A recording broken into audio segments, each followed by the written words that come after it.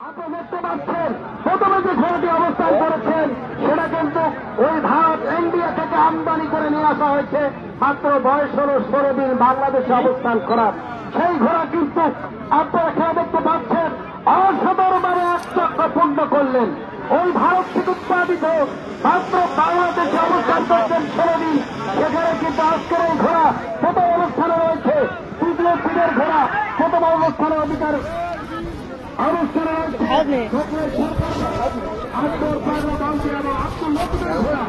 অসাধারণভাবে কিন্তু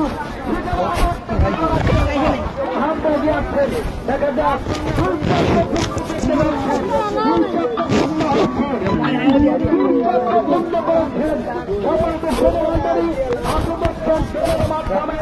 সবাইকে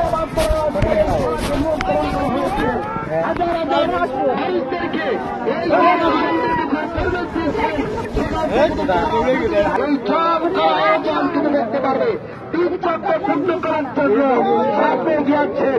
3 চক্র পূর্ণ করার জন্য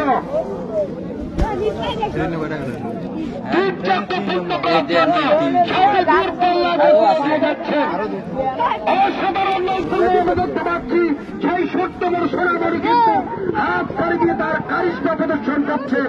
অসাধারণ ভাবে হাত ছাড়ি দিয়ে কিন্তু টিকিট করার জন্য সামনে এগিয়ে যাচ্ছেন। দেখা যাক অসাধারণ ভাবে কিন্তু সামনে এগিয়ে যাচ্ছেন।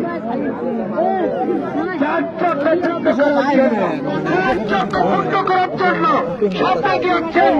অসাধারণ ভাবে সামনে কিন্তু 4 চক্র পূর্ণ করলেন।